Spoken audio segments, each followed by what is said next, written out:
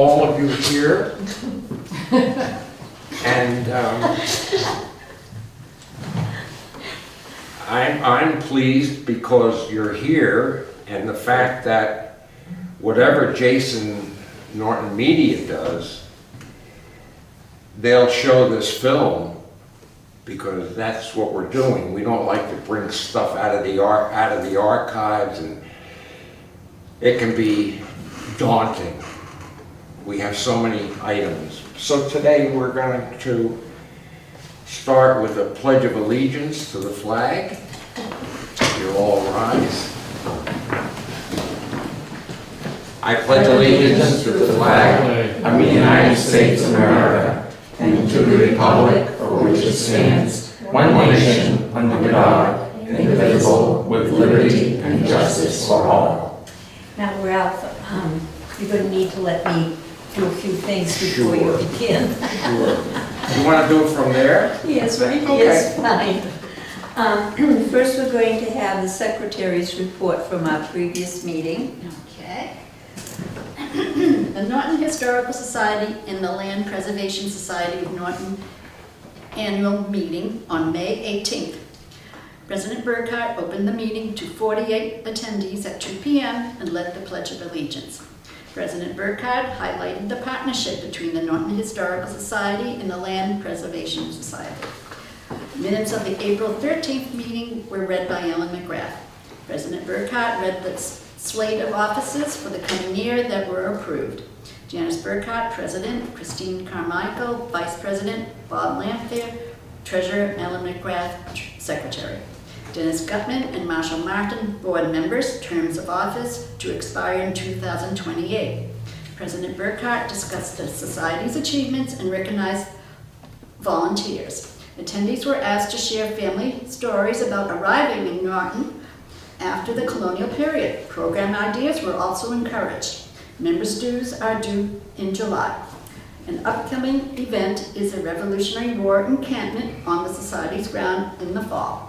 Sandy Olerhead, chairman of the Rail Trail Committee, gave a slide presentation about the Norton Rail Trail. The rail trail is funded by the state and the Norton Alternative Transportation Committee. It experienced delays beginning in 2000, and major construction began in 2023. The project is near completion this year. The rail trail is described as a wonderful gem for walking, bicycling, and horseback riding. Refreshments were served after the meeting adjourned. Meeting adjourned at 3 p.m. Refreshments were provided by the Norton Historical Society. Ellen McGrath, Secretary. Thank you, Ellen. I have a few remarks that I need to make so that we can get them into our minutes. First of all, we have some upcoming events in October. On the 4th, we'll be having another flea market. In October, on the 19th, just before Halloween, we'll be having a speaker here, Dr. Di Gregorio, who's been here before, and he'll be talking about witchcraft in New England. And it should be really interesting, you know, we always think of Salem and the witch trials, but apparently there were other things going on, just not only in Salem. And then on the 20th, we'll be having our Goat City event. So next month we'll be giving out the coupons if you want to attend that. I want to take a moment to thank people who've paid their dues already.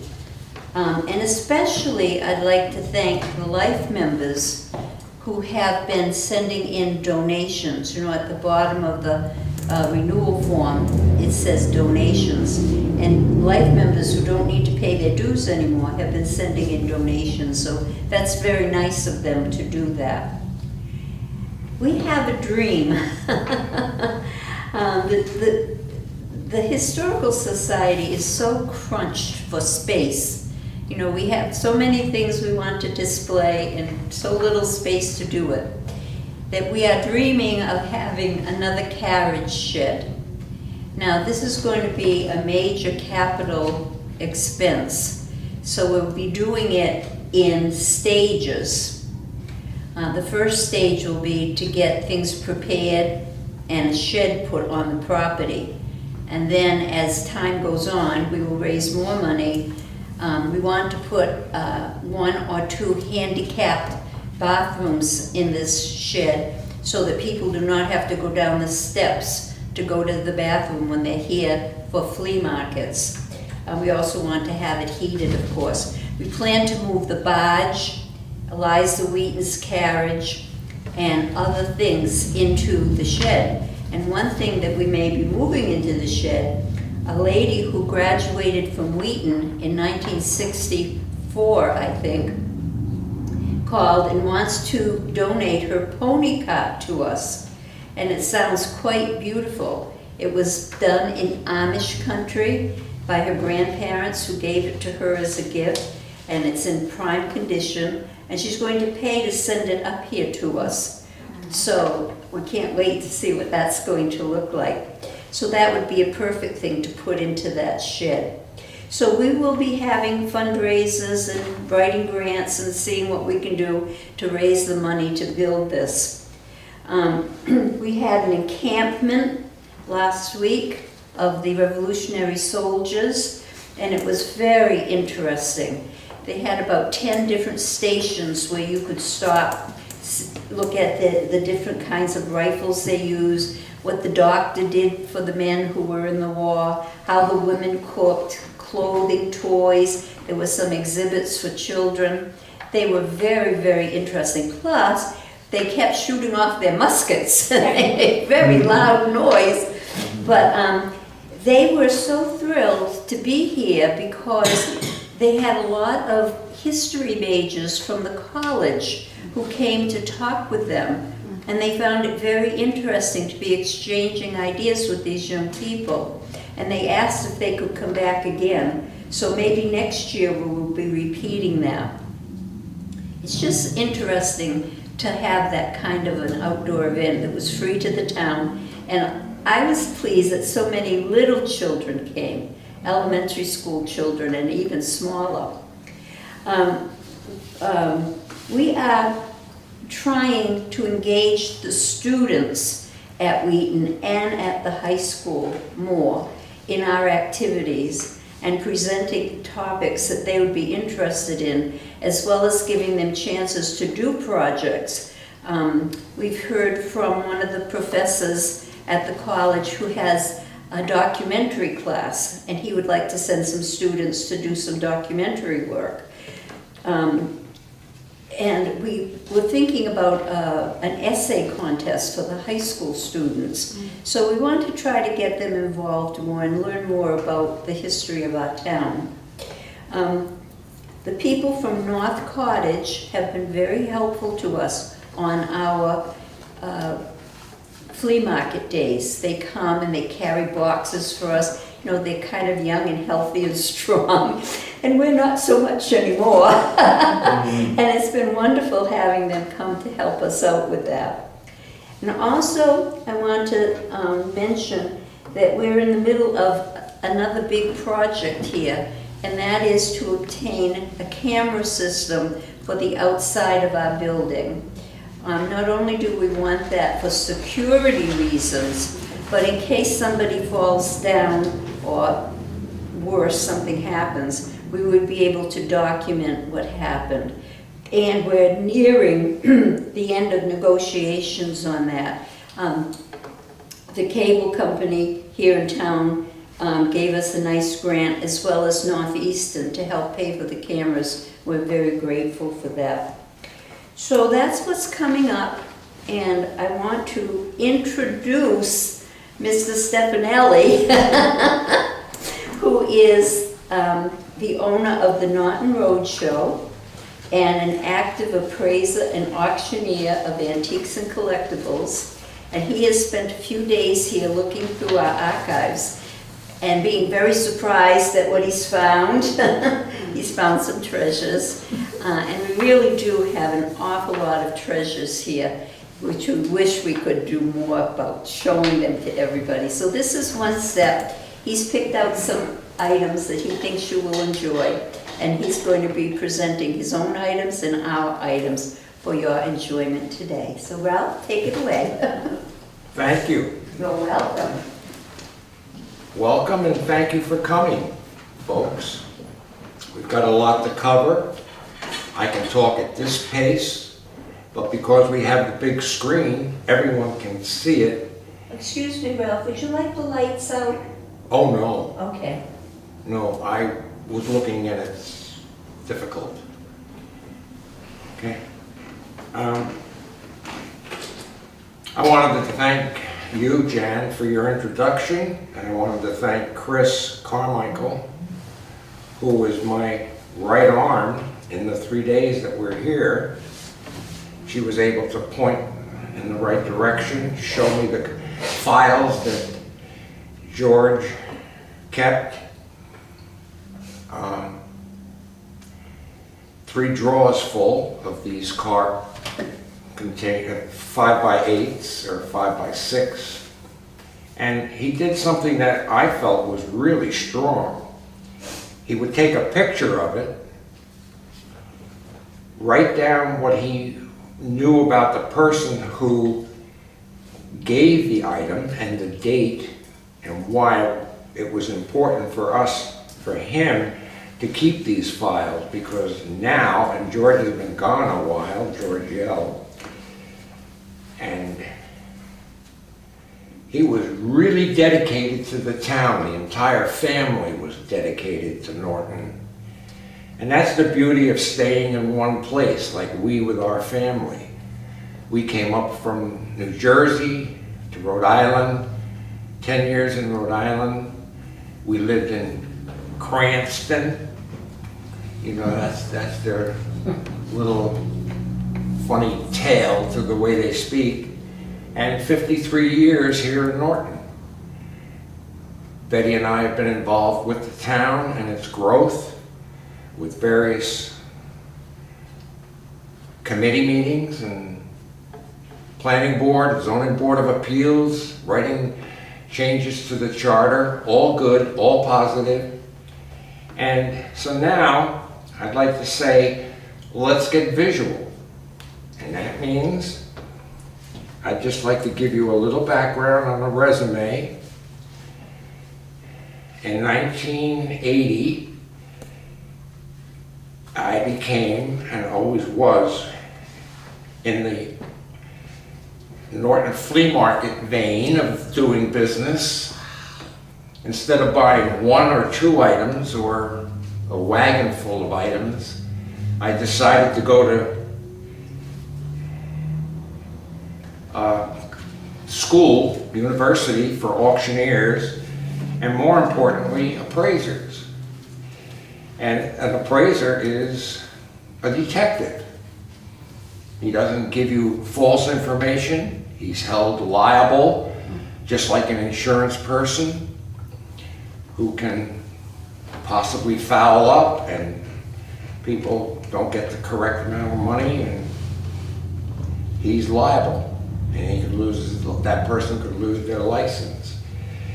And the beauty of that is I was also involved with starting and being a part of the Massachusetts Auctioneers Association. And the reason for that was we would give reciprocity to people from New Hampshire, Vermont, and Maine. They could come into Massachusetts, start the auction, and then have to give it to the auctioneer from Vermont, from New Hampshire.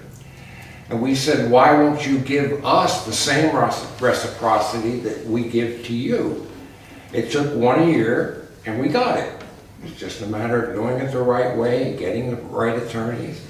And that allowed us to go into barns and old estates where they're spread out all over, and crowds that you couldn't believe, hundreds, because everybody wanted to collect something.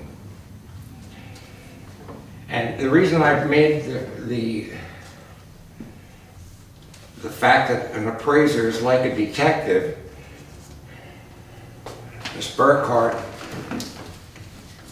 has done a lot of legwork in getting the carriage from Georgia.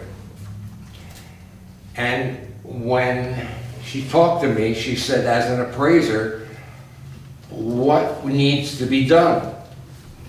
Well, as a graduate of CIA, Certified Auctioneering Institute, we have contacts and we are endorsed by the banks here in Massachusetts and the Auctioneers Association. So I said, don't worry about it, Jan. We have friends all over. We'll take care of it. And you won't be surprised when it arrives that you got a bill. Because in the letter of acceptance, when Miss Burkhart brought it up, the owner of the item said, I only want it for tax purposes. So if it changes, we may have to put a few dollars to get the We're not there yet, but that's our goal. I then became,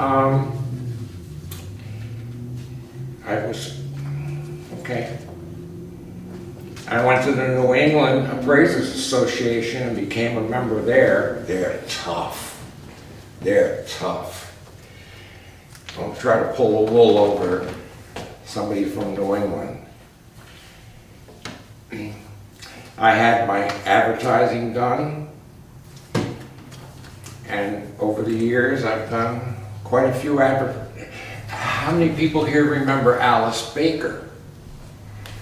Okay. Oh, she was here for a long time with Howard and her family. The Rich family contacted me and said, Ralph, you've done so much in the town, we'd like to have you do Alice Baker's estate on Leonard Street in the dead of winter. So I said, let me look at it first, and I'll be done in a second. I went out there, and in the yard were 4 trailers, 18-footers, full, because not only was she a realtor, but she was an antique. She had a barn over on Bay Road, right off of Bay Road, and it took 3 months to clear that estate out. Very, very happy, and we got a lot of publicity out of it and future programs that we're working on now. So,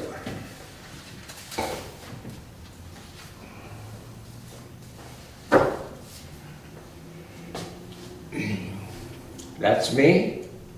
That's what I do. In 1982, when I graduated from Indiana Auctioneering School, the Sun Chronicle, which doesn't do local news any longer, everything's on a computer, gave me the title of Norton Man among elite in the auction business, because I was one of 4 people in the auctioneering that completed a 4-year attendance in Indiana, and that helped tremendously. Moving on.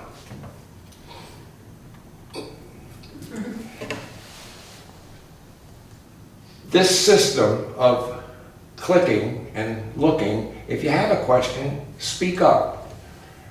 That's the building, built in 2000 for $2,000. It was called Number 3 School, and the inside been brought up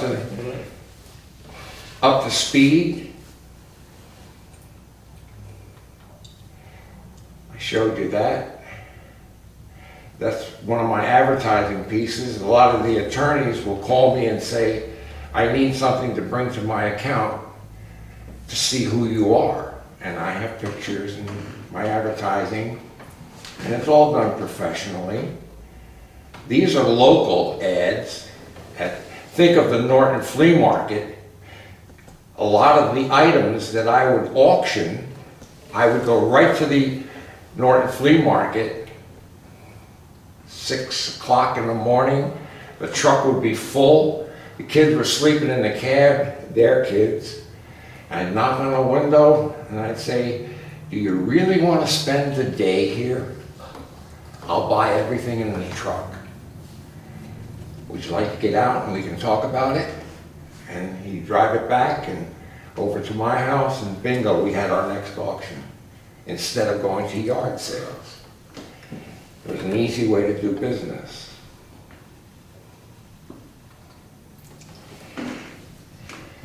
This, of course, you can see here Lincoln, who I've collected all these years, and the Civil War. It's just a short poem about freedom and how the Negroes looked at the freedom, fought to attain that freedom, and it took many, many years for it to really happen. I'm not going to go there because you know what happened. This item, which is next, there's my, oh, okay. I did take some pictures of items that are in my collection. This happens to be a Currier and Ives. It's right here on the table. But the beautiful part about this is there's Lincoln, and on the other side is George Washington. Beautiful prints. Usually I wear white gloves, but my hands are clean. You don't want to leave the oil on these. It's like a sponge. And this item right here, we'll talk about it later with Jan and Chris and the organization to see if they want to have a double-sided picture hanging. So you could look in the room and see Lincoln, and if you were sitting in the back, you could see Washington. Just different. Shadow box. This is Lincoln unbearded. I have a picture of an etching on stone. Are you familiar with stone printing? The artist would chisel out what he wanted, and then the ink would be placed, and it would, this giant stone would be then rolled, but it would wear out. So the number of prints that you could get was limited, usually 100 to 125. And if they liked it and there was a call for it, they'd make another one, another stone. But then again, at the same time, the presses were being updated, and you could set a picture like that a couple of years later and get 500 prints, and then replace the paper and get another 500 so that the population could buy one. And they were usually 25 cents back in the day. And that's going to be donated by me to the Historical Society. We'll talk about how we want it to be framed and other, whatever. It comes with a plastic protector. We just make that part of it. There's George. There's the United States building in Washington, D.C. These were posters that I collected. Some of them were, yes, these are mine. But I'm donating them, again, to the Historical Society.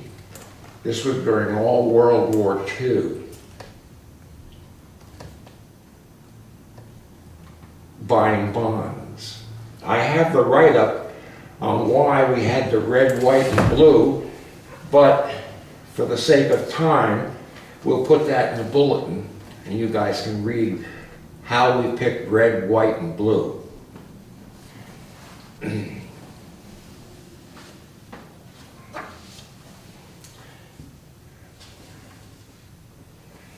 What is this a picture of, Ralph? An apron. an apron used by the waitress during World War II at the USO Theater.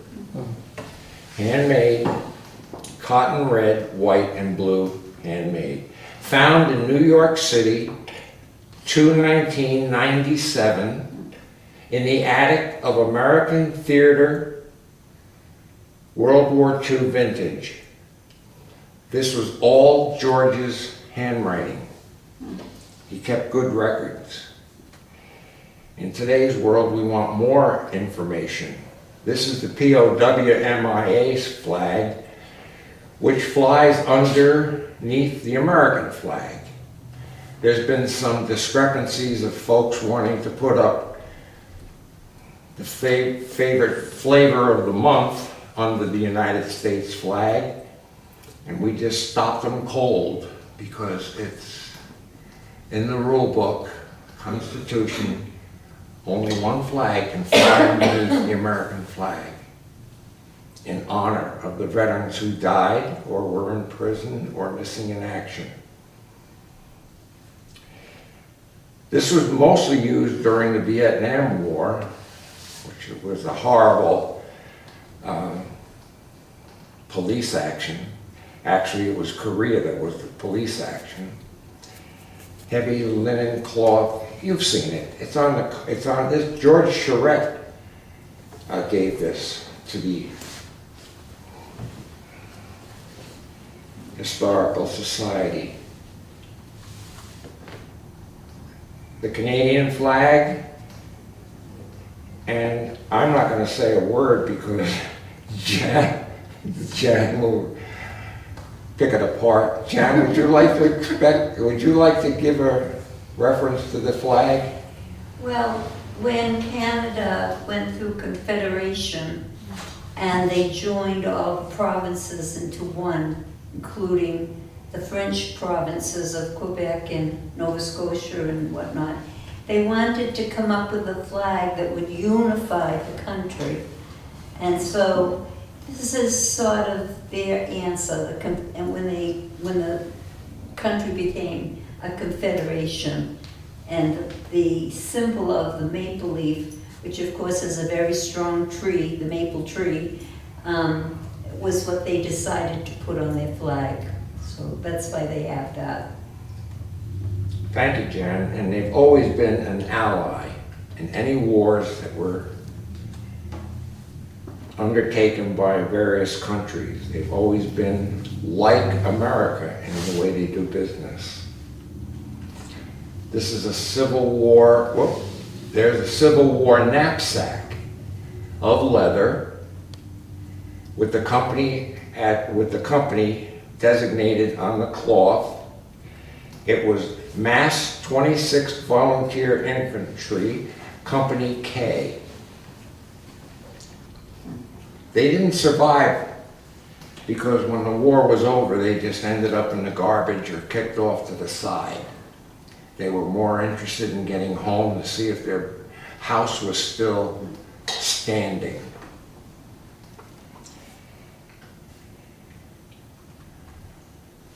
This was a memento, and we have a few pictures here, that when you went to the various training forts or campgrounds, you brought a memento for mom or dad. That happens to be for mother. And it was just something, because that's the way they did business back then. They didn't have the phone that they could talk to, and there's mom and dad and the family celebrating their birthday. This is a cigarette lighter. Actually, it's a soldier's lighter. They didn't call it a cigarette lighter. Because in the evening, when you wanted to smoke and everybody got free cigarettes from the various companies, it created just like the old cigarette lighter in your car. It lit up, but it was red, hot. And you can see from the front of it, it's cupped. So, and you knew enough to put your head down in the foxhole or wherever and light your cigarette. Or a fire. World War II. World War I. Let's see what we got for World War I. Who can talk about the stars? The stars are showing anyone, this hung outside the person's home, and it showed that 2 people in that family were in the service. If there was a gold star in the middle, example, it was because they were deceased, and they gave all. You don't need to know the estate and who did it. It's Arlington. We probably don't know the folks, but this is a parade regimental sword that was given mostly by his troops, and you can see by the brass and the special handle. The Ames company created that. It's a shovel company, but what they did, they were so big that they would go out and buy Utah, that had to be in my mind right now. Let's say Wyoming. They would go to Wyoming, and where they drew the minerals out of the earth. Let's say Ralph owned that company, and they would come in and say, we'll buy you, and make such an offer and leave them to run the company. But there was one caveat, and that was, my name goes first. Ames and Ralph, iron ore. Ames and Ralph, sword, whatever the material was, coal. And they became bigger, a giant. And when you hit the button for Ames Company, they were something else. They always gave back. I don't know of any story that's negative about the Ames Company. I've been through their museum. It's right in Easton, right at the college. Next is the United States Marines. Anything, choice, any words? Anything with the emblem for the Marines, they buy it because they've always got your back as a Marine, even though you're a veteran. And they're the Spartans of the day. I don't know how else to say it. There's a lot more than 300 of them. There's Norton Civil Defense, their flag. Next, that's an armband, by the way. Let's see if it is. That's it. It's a defense armband. That they could see that you were, and they tapped on your window or told you to pull that shade down. Don't light anything up because offshore was the enemy, and they could cause a lot of damage just by knowing where to go. Difficult to read, but it's... The last one was China. That's the town of Norton. Difficult, so I'm just going to pass it up. The plate that couldn't be read was a commemorative plate for Pearl Harbor. The American Legion Cemetery to our veterans who were deceased. It was a cemetery plaque. This one came back from Nashua, New Hampshire, and it was an American Legion. And George L. put a lot of good, it's bronze. These started to disappear in the 50s and the 60s and be melted down when we had that Cuban situation in the 50s. I think I'm in the 50s. Do I belong in the 1962, 62. 52, okay. 62. 62, thank you. They would just disappear from the stolen from the gravesite. Right in our backyard was Camp Standish, Miles Standish in Taunton.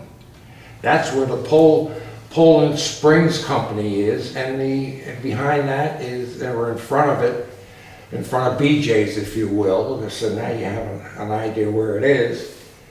There's an industrial park there. And Taunton, because it was state-owned, and they had a lot of power within the state, they were able to buy that entire acreage. Don't know what the number was, but they got it for practically nothing. And then we, myself, Butch Rich, Dan Martin, remember the planning board? Yep. Dan Martin, planning board. Planning board. We got together and we decided to get our piece of the action, which was across the road, which takes you right to BJ's. And that's why we have that little area with a bunch of good companies that they don't switch off. They're in good stead with the company, with our town of Norton. And you can see that that was a prisoner of war camp. The Italians and the Germans were brought there. And there was a railroad that brought them in. Where the bike path is now, that railroad would bring them in from Boston. And most of them are just, it just reminds you that it is, okay? This is a committee that Betty worked on, the bicentennial.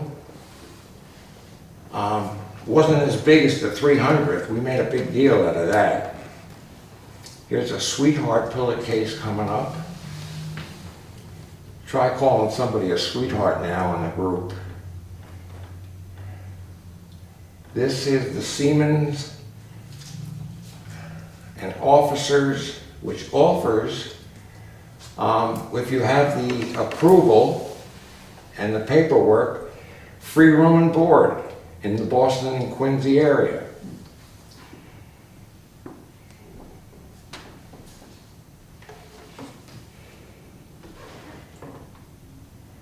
Dog tags.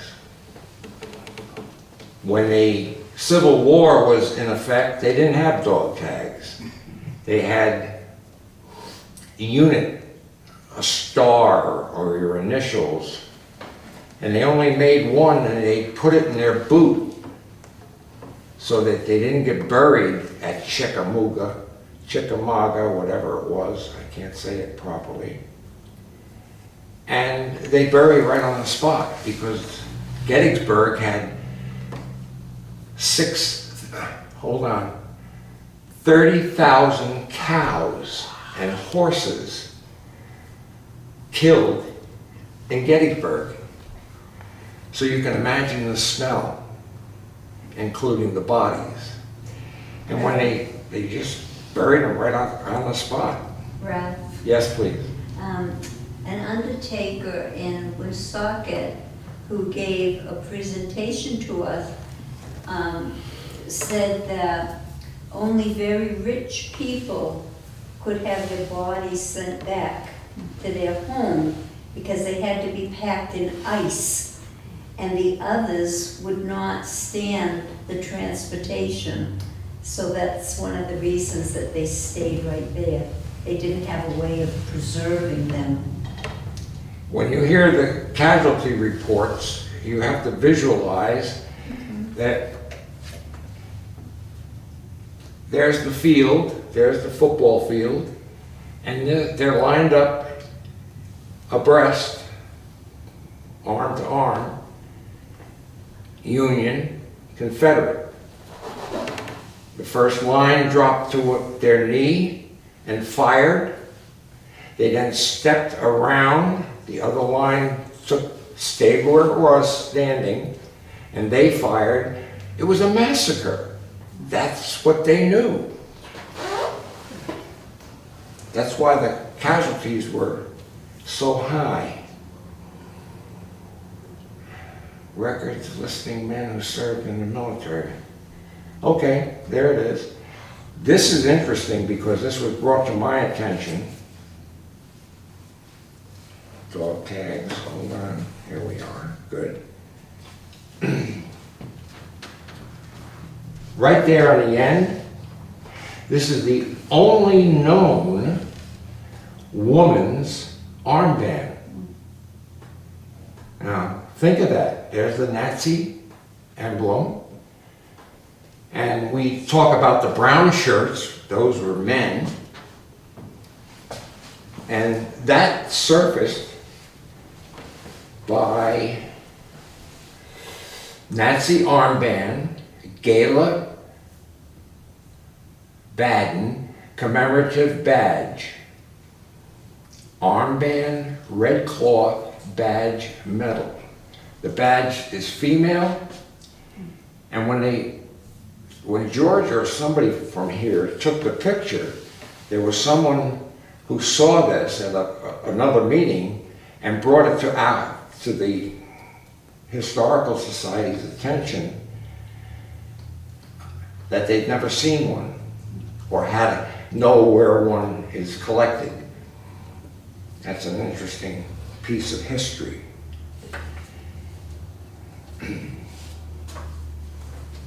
Next. That's scary. I'm sorry, but I'm a World War II guy. And wow. This is, you have to read it, a Navy uniform, jacket, skirt, and hood. Navy cotton. The Ezra Holmes estate. Why does the name Holmes jump out at me? Was he the photographer for the Sun Chronicle? Edgar Holmes? Yeah. He was an insurance man. Thank you. I was in insurance, that's why it's jumping out at me. But this was a woman's uniform. Yes. This was donated on June 25th, 2014. It's in great condition. And you can imagine how difficult it would be to have these all laid out for you, where what George started was the right way to do it. Let's see what we got coming up. Another one. Navy, brass buttons, 2 light blue stripes and a star, black circle on the lapel, same estate, Holmes. That's a nice picture of it too. It's in good shape. Now we get into the flags. One of my favorites.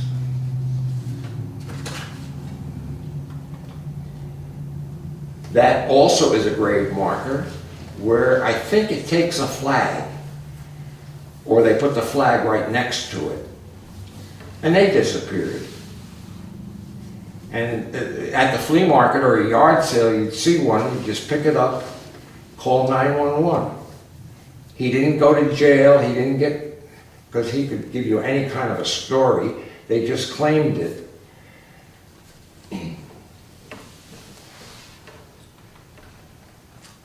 The 300, Wheaton College. That emblem was designed by the committee.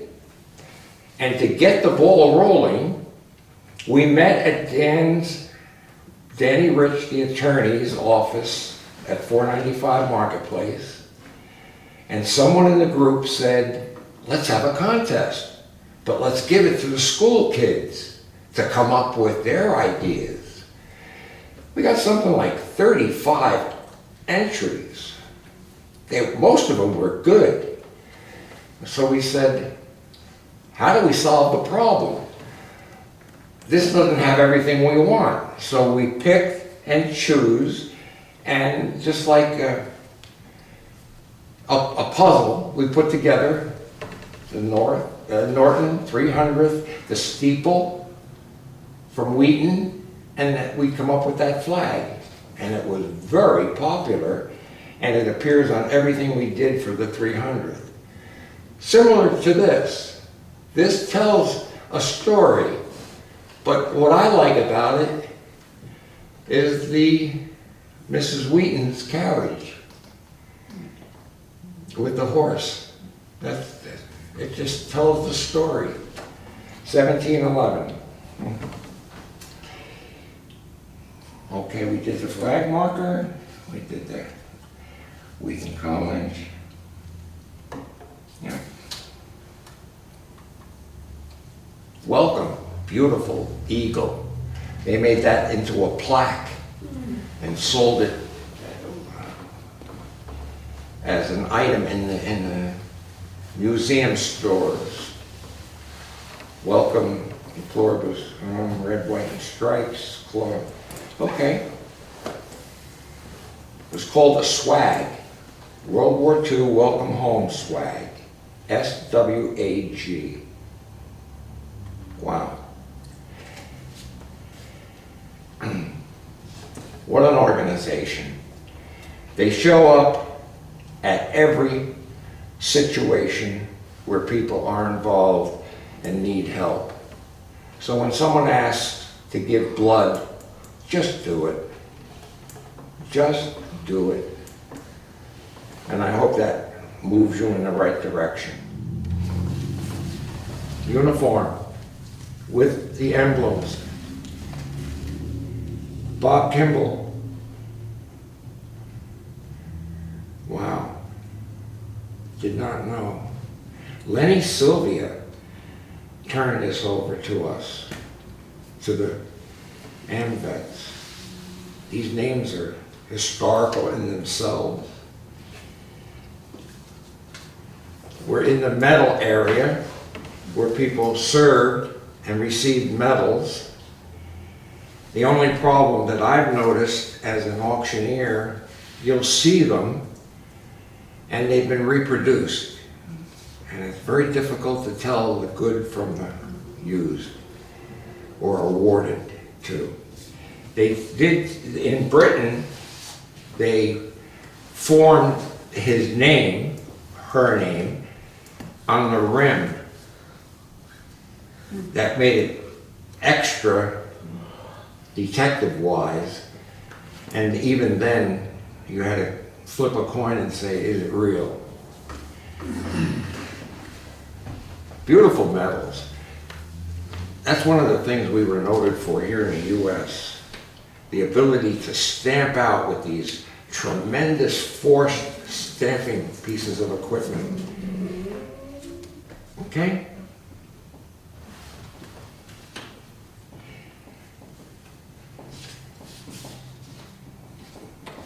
Smart jacket, just a smart jacket.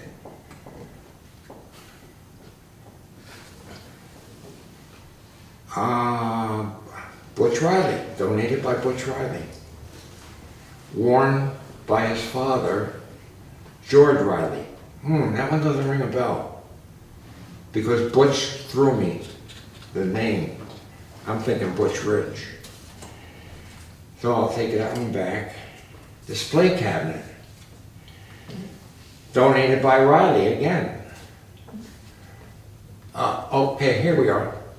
The various hats that he wore in a parade in the winter and summer and winter gear. And in great condition. The medal. Here we go. When you see them hold on, there might be two of them there. There's the first one. And there's the second one. Good conduct and national defense. And we're into the flags. Norton, Massachusetts, Liberty and Union flag, 1774. Voted as the town flag in 1976. Wow. And now they're getting rid of the Indian. That's the beauty of living in America.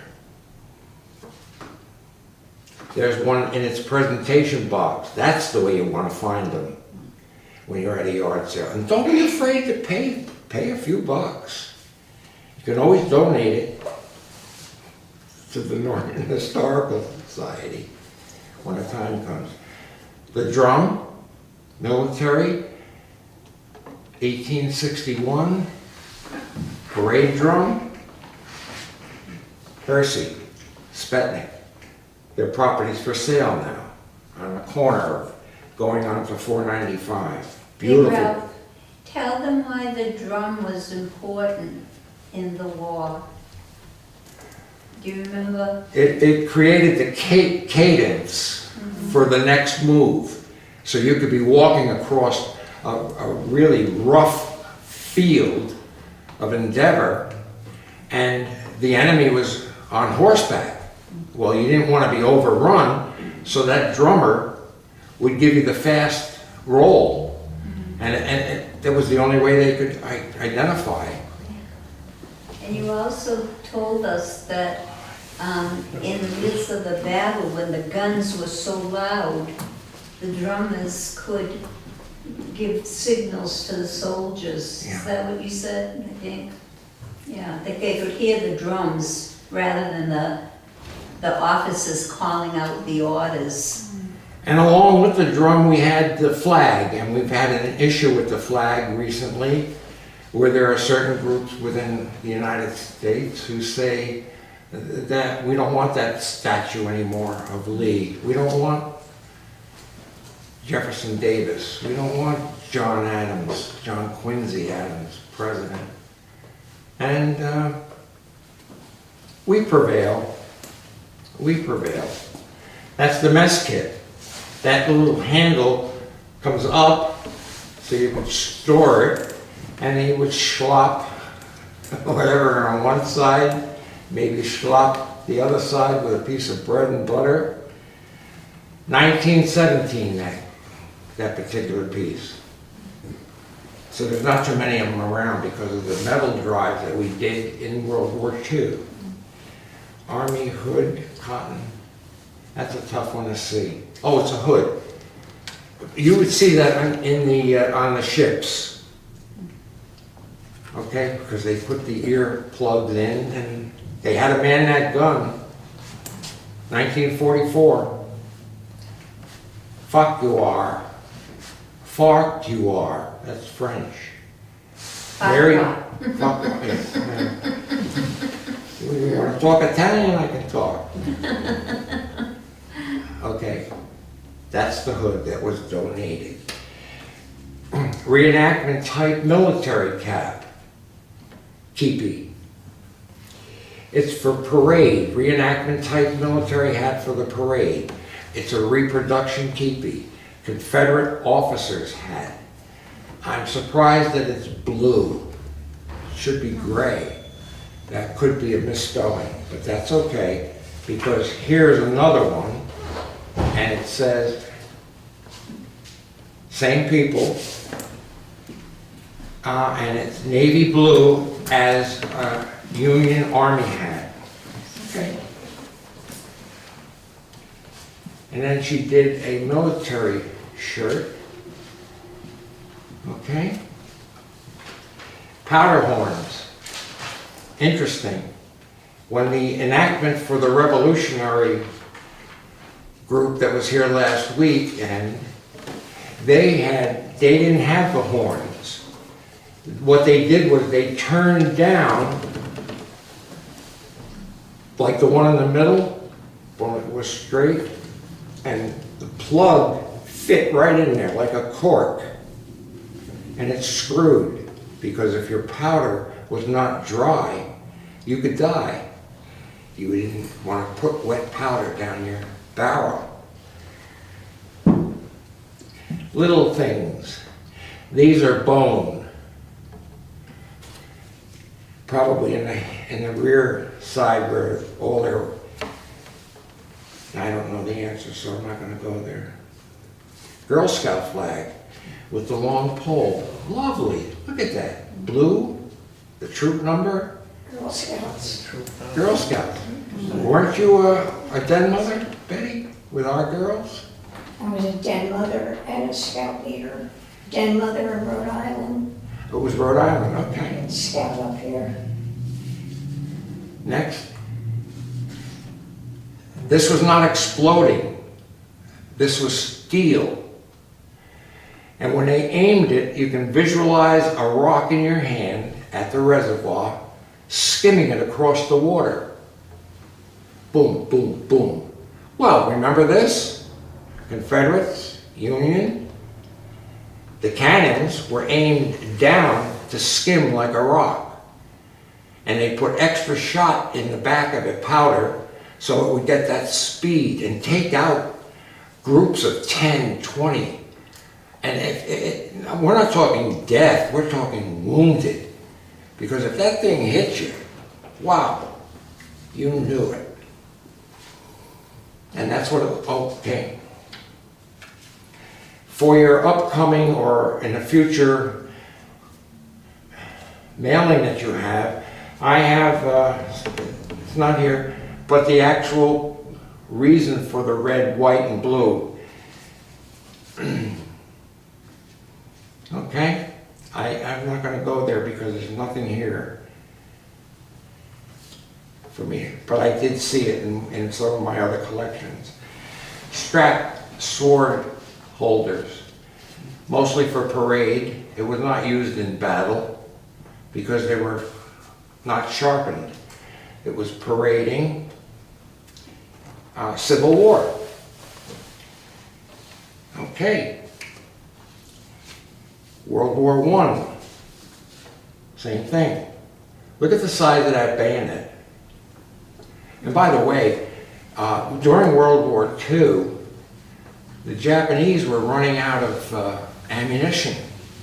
So they had the long sword, and they were replacing their men on the islands because we were winning. So what they did, the new recruits were so skittish about poking this into somebody to kill them, that they took the pigs and hogs, the wild hogs, tied them up, and it was just like hitting flesh. It had that same feeling. So you got used to it. You pulled it out, you might hit them again, pulled it out, and moved on to the next obstacle. 17.5 inches on that blade. Wow, that's a lot.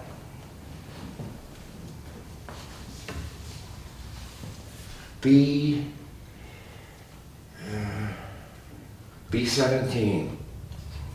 Plotstow, you heard of that, the oil fields, where we lost from the 8th Army pilots. They held 9 to 12 members on a plane. And deep into Germany. And if they made the wrong turn, they would just run out of fuel. And they were sitting ducks for the Messerschmitts as they crossed over boundaries, shoot them down. And this is from the 40s, World War II 40s. They didn't want the prisoners. They killed them while they were in their parachutes. I can't prove it, but you read stories that tell you about this. Stop sign, blackout. That would have been the civil defense. They would have knocked on your door and said, hey, put that liquor, put that out. Or just hold it up as a reminder. Canteen, Civil War canteen, with an explanation and some folk art. Bullseye, okay? Folk art canteens. The cover, they could have fun with that. Target kite. Is that it? There it is, yeah. It's hanging, that picture is hanging right there behind the screen. So when you go for a little piece of goodies and a little drink of tea or whatever, that was hauled at the back of the boat. They would, that's a kite, literally a kite. We think it's the only one available because no one had ever seen this before. And the recruits, when they practiced their 20 millimeter ACACs were boom, boom, boom, boom, boom, boom, boom, boom, boom. Well, the ship's going, and the only way we could tell that you hit it was it would take out the kite. But that's a first for me to see. I was really intrigued with that. Civil War. Is that the one that's behind me? Yes.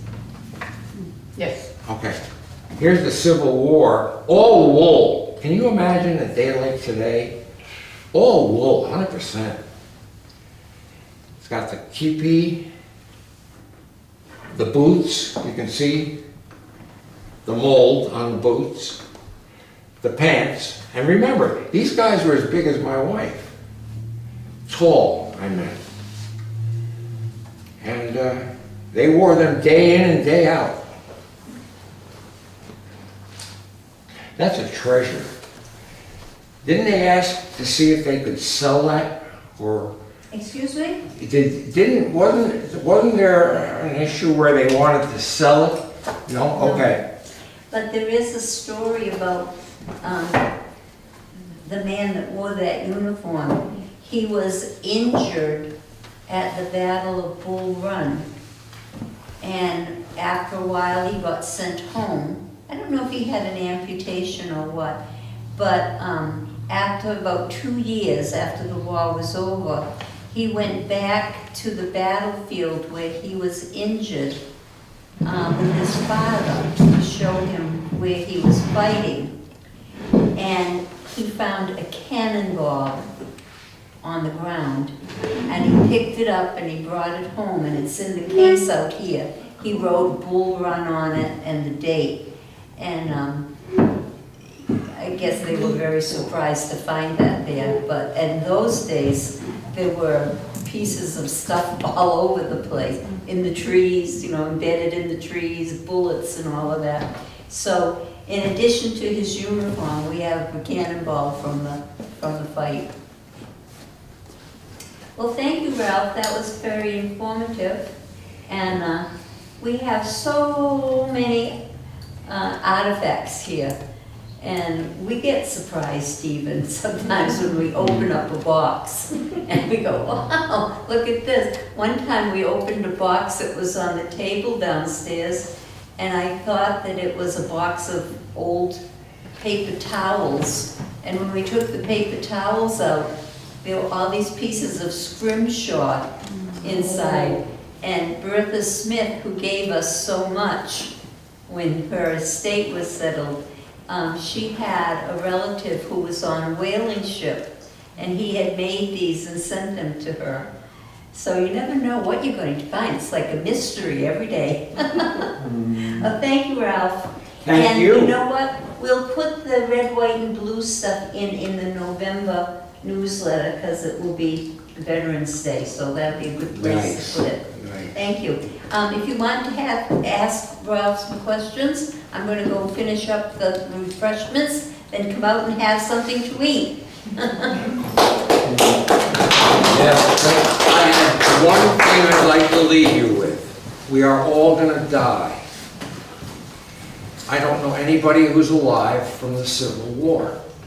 Now, this is not to be a joke, because most of you have pictures at home, and they could be very old, 1880s, when the cameras were really in their full bloom. And here are these beautiful, I'm not going to show it to you this time, we'll do it another time, but here are these beautiful people. You turn the card over and we don't know who they are. So would you please consider that if you have that dog tag from an uncle or the brother of the uncle, and you know a little bit about it, just write it down. You don't have to write it on the actual card itself, but put something there where we can identify him and maybe find out that the whole family was military. That, okay, that his whatever, but that without that name or address, it becomes a waste. Beautiful pictures I have. In uniform, especially World War I, because when they came back, that was the war to end all wars. They all went to and got their picture taken. And the only thing you have on the back of that card is the studio where it was located. Nothing else. It's like going down a rabbit hole. Put a lot of time and energy into it, and you still come up dry. And don't throw, one more thing, don't throw things out, because in the magazines that I get, it says here, we almost threw a piece of history out. They were downsizing from their parents. Inside was needlepoint, 1830s. An appraiser took it from New York City, gave it to Christie's, and got an appraisal of $25,000 to $30,000. You just don't know. Don't be afraid to ask. Don't be afraid to come in and talk to Chris or Janet and say, you got Ralph's phone number? Can I have it? Bingo. And just because the kids say they don't want it, don't believe them. They want it. Betty Jane said to us here while I was fooling around with this, that she found her mother's nightgown or sleeping gown. What do they call it? It was well, she must have been like 12 years old. And it was the cotton long gowns, yeah. Yeah. I have it in the closet. And she said, you I know, wore it one year for Halloween. Good addition then. I'm all done, folks. Let's come over here and enjoy some camaraderie. Thank you for your attention. I really appreciate that. Well, I'd like to Great mistake.